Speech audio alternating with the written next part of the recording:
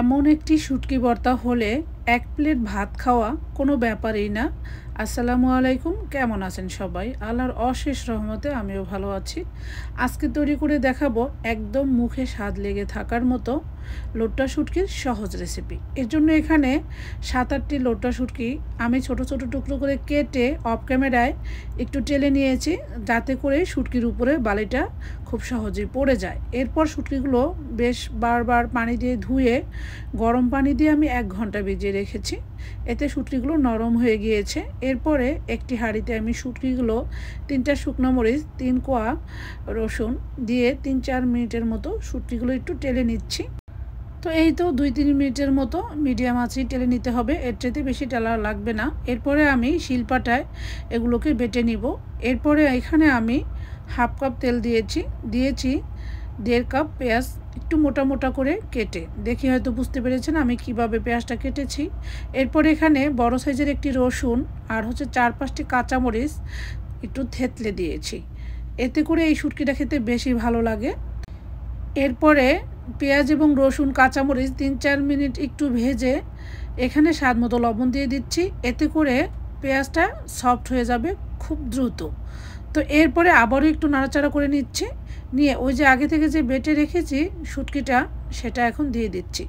শুটকিটা কিন্তু আমি পানি দিয়ে বেটে একদম নরম করে ফেলিনি, একটু মানে হালকা ছাবা ছাবা আছে এরকম কোয়ালিটি করে বেটে নিয়েছি। এরপরে শুটকিটা তেলের মধ্যে আমি 3-4 মিনিটের মতো ভেজেছি। এখানে দিয়েছি টমেটো কুচি 3 টেবিল চামচ। এরপরে এখানে দিচ্ছি 1 চা চামচ হলুদের গুঁড়া, 1.5 টেবিল চামচ লাল মরিচের গুঁড়া, আদা রসুন বাটা 1 টেবিল চামচ এবং জিরার গুঁড়া দিয়েছি 1 চা চামচ দিয়ে শুটকিটাকে আবারও খুব ভালোভাবে ভেজে নিয়েছি।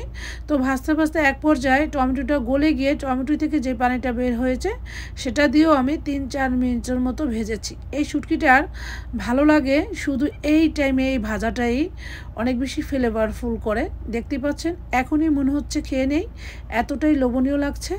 তো আমি একদম 10 মিনিটের মতো শুটকিটাকে ভেজে এখানে আমি 1/2 কাপের মতো পানি দিয়ে দিচ্ছি। তো পানিটা দিয়ে আবারও আমি ভালোভাবে নেড়ে চেড়ে একদম শুটকিটা প্রপারলি সেদ্ধ হওয়া পর্যন্ত রান্না করব। এই তো আমি অফ ক্যামেরা কিন্তু ঢাকনা দিয়েই একদম 20 মিনিটের মতো শুটকিটাকে রান্না করেছি।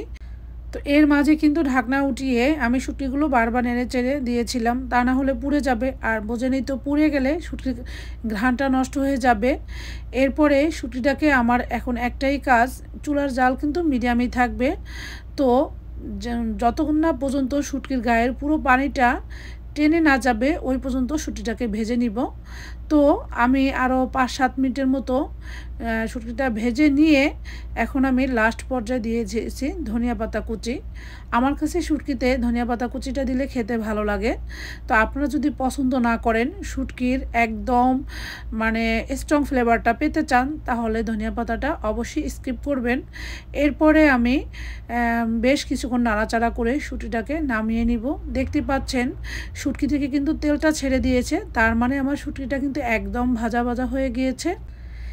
এই লোট্টা শুটকির ভাগ হবে না, এতটাই টেস্টি ছিল। তো এইরকম শুটকি বোনা তৈরি করে যাকে খাওয়াবেন সেই আপনার কাছে রেসিপি জানতে চাইবে, এতটাই টেস্টি ছিল। তো আশা করি রেসিপি ভালো লেগেছে। আজকের মতো তাহলে এখানেই বিদায় নিচ্ছি, সবাই ভালো থাকবেন। আসসালামু আলাইকুম, আল্লাহ হাফেজ।